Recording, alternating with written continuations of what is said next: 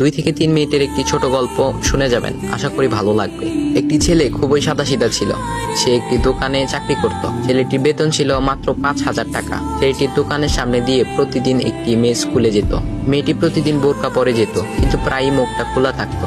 একদিন হঠাৎ করে ছেলেটির নজর পড়লো মেয়েটির দিকে। এভাবে বেশ কয়েকদিন যাবার পর মেয়েটি বুঝতে পারলো ছেলেটি তাকে লক্ষ্য করে। মেয়েটিও বাঁকা চোখে ছেলেটির দিকে তাকাতে শুরু করলো। ছেলেটি মেয়ের চলাফেরা দেখে মুগ্ধ হলো। আফসোস করতে লাগলো, ইস, যদি আমিও আজ পড়াশোনা করতে পারতাম, তাহলে সাহস করে মেয়েটির সাথে কথা বলতে পারতাম। মেয়েটি বুঝতে পারলো ছেলেটি তাকে ভীষণ পছন্দ করে। তাই একদিন মেয়েটি ছেলেটির দোকানের পাশে দাঁড়িয়ে রইল। তখন ছেলেটি দুপুরের খাবার খাওয়ার জন্য দোকানের বাইরে আসে।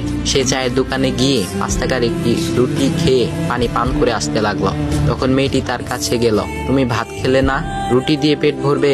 তখন ছেলেটি মেয়েটিকে দেখে অবাক হয়ে গেল। তখন ছেলেটি বলল, আমি ভাত খেলে আমার মা, বাবা আর ছোট বোনকে কি খাওয়াবো? মেয়েটি শিক্ষিত, তাই অল্পতেই বুঝে গেল।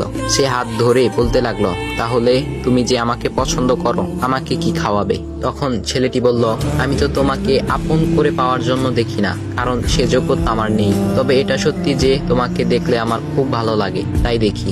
মেয়েটি ছেলেটির কথা শুনে চোখের পানি ধরে রাখতে পারলো না। সে বুঝে গেল ছেলেটির চরিত্র ও ভাবনা অনেক সুন্দর। সেদিন মেয়েটি চলে গেল। বাসায় গিয়ে রাত্রিবেলা মেয়েটি অসুস্থ হয়ে পড়ল। পরে তাকে ডাক্তারের কাছে নিয়ে আসা হলো।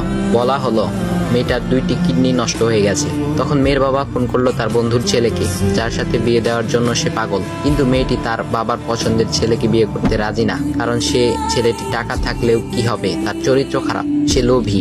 এদিকে মেয়েটির কোনো লোভ ছিল না। যাই হোক, হবু জামাই আসার পর তাকে সব খুলে বলল, তোমার থেকে একটি কিডনি খুলে আমার মেয়েকে দাও। তুমি তো বলছো আমার মেয়েকে তুমি অনেক ভালোবাসো, তাকে পেলে তুমি ভালো হয়ে